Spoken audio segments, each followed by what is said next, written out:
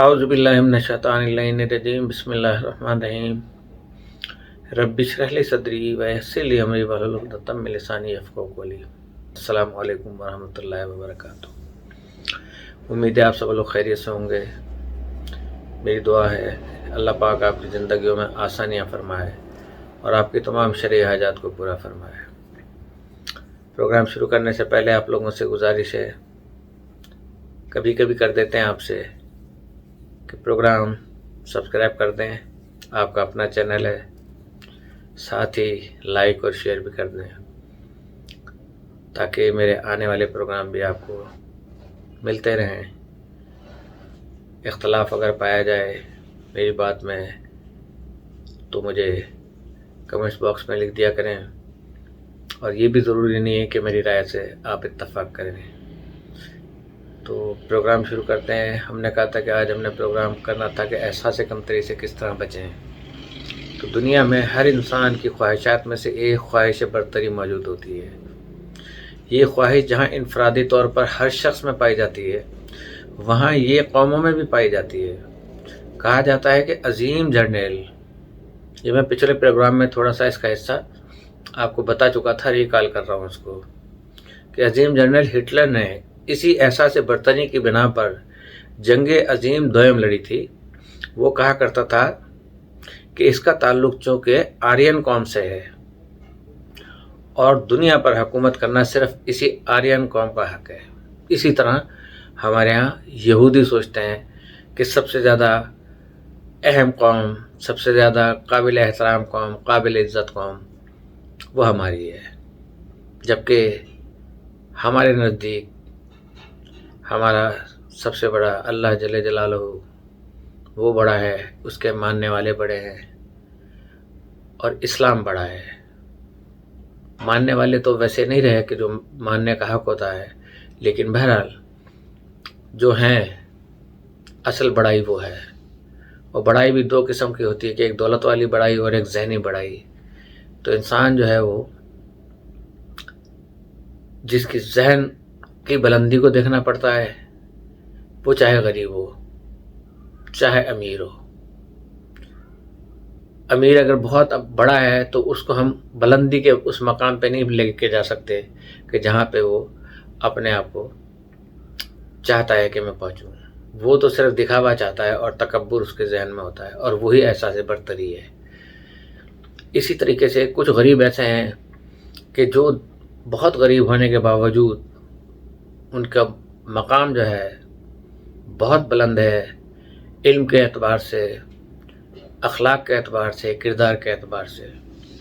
बहरहाल इस तरह आपने देखा होगा कि बहुत सी अक़वाम में कॉर्निश बजा लाने की, कॉर्निश किसे कहते हैं, झुकना, आदाब करना, कि बस अगर वो गुजरें तो सब के सब जो है ना वो झुक जाएं।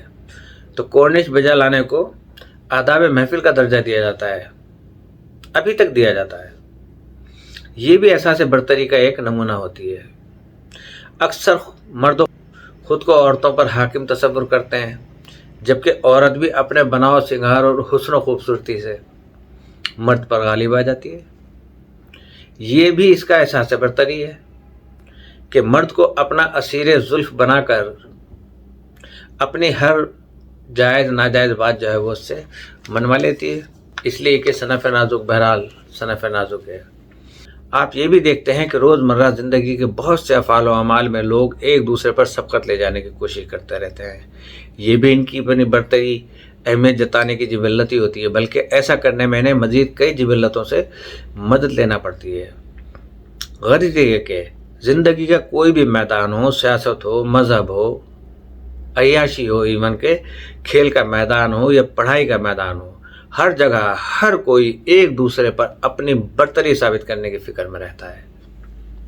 आपकी ज़िंदगी में ये मामूलात आप देखते होंगे।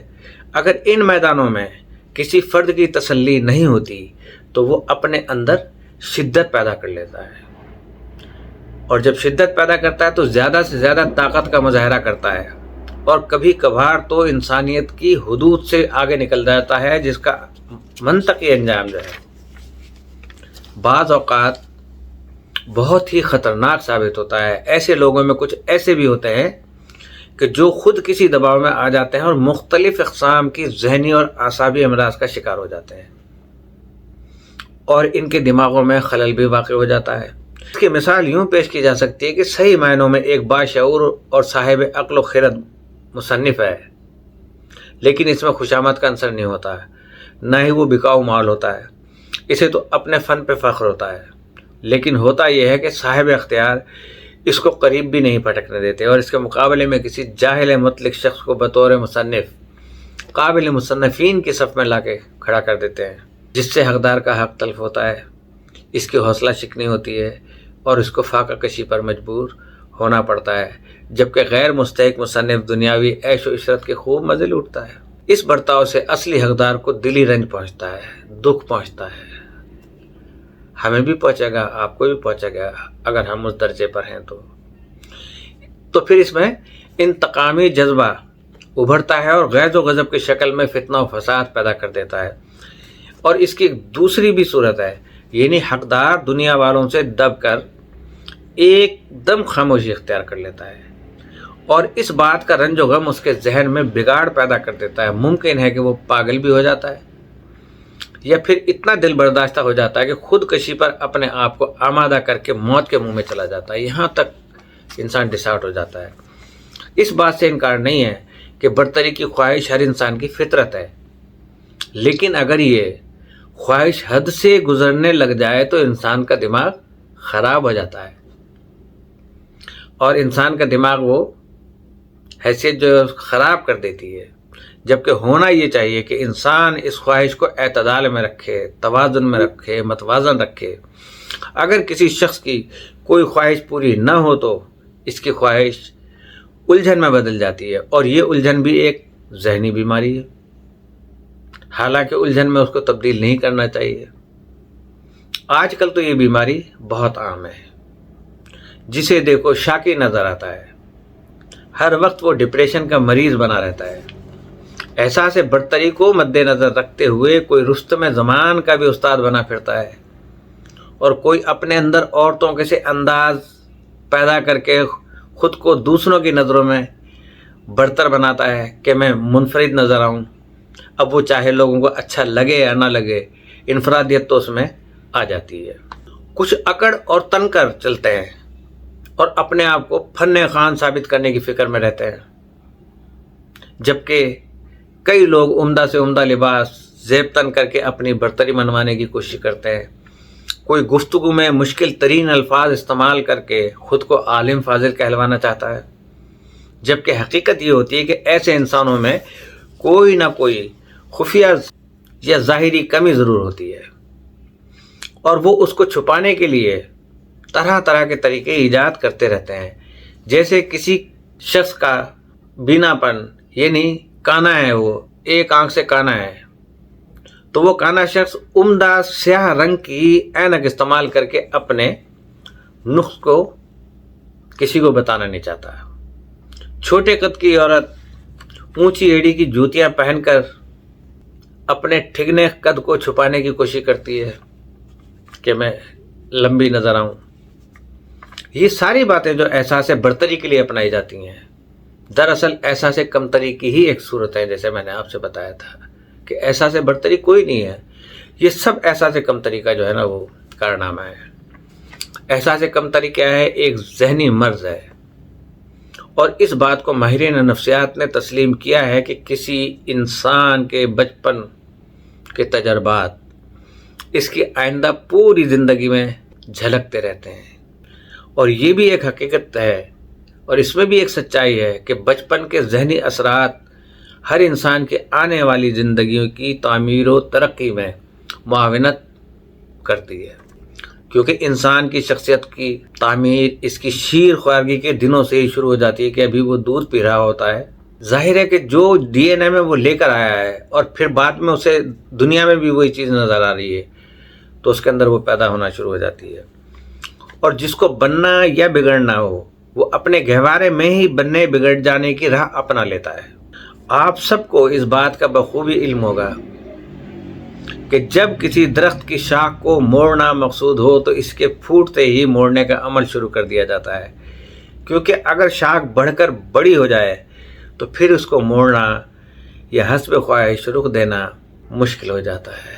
بعین ہی انسان کی یہی کیفیت ہوتی ہے، اگر بچے کو بچپن میں قابو نہ کر لیا جائے تو بڑا ہو کر قابو کرنا بس میں نہیں رہتا، اور بچے کی جذباتی زندگی کی ابتدا اس کے بچپن کے دنوں میں ہی مکمل ہو جاتی ہے۔ یہاں میں یہ بھی بتانا ضروری سمجھتا ہوں کہ بلی کے بچے یا کتے کا بچہ جو پلا ہوتا ہے چھوٹا، پلے کی نسبت آدمی کا بچہ کئی سال بعد خود اعتمادی کی دولت سے فیض یاب ہوتا ہے۔ یہ تو چند دنوں میں بھاگنا شروع کر دیتے ہیں، چند دنوں میں چڑیا کے بچے بھی اڑنا شروع کر دیتے ہیں، تو آدمی کا بچہ کئی سال بعد خود اعتمادی کی دولت سے فیض یاب ہوتا ہے، اور اس وقت تک دوسروں کا دستے نگر رہتا ہے، اپنے والدین کا، بھائیوں کا، رشتہ داروں کا، کیونکہ ظاہر ہے کہ وہ کچھ کر نہیں رہا ہے ابھی، جب تک وہ اپنے شعور یعنی بلوغت کی عمر کو نہیں پہنچتا۔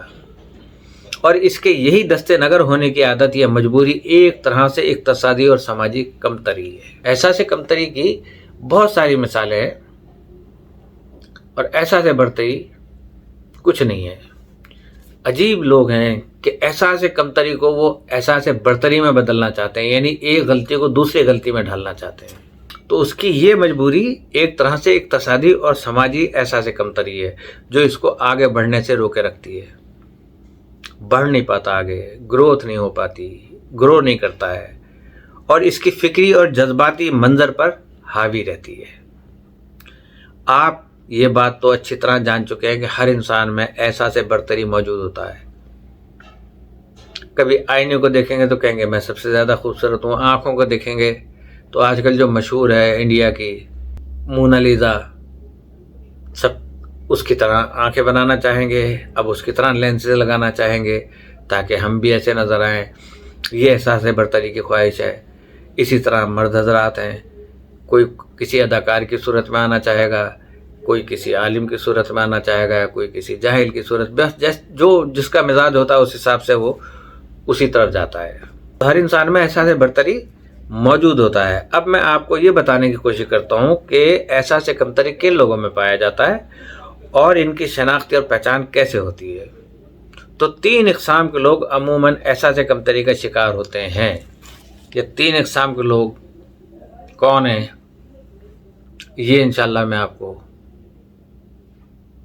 کل کے پروگرام میں بشرط قید حیات پیش کروں گا، کیونکہ ایک وقت جو ہے بہت قیمتی ہے آپ لوگوں کا۔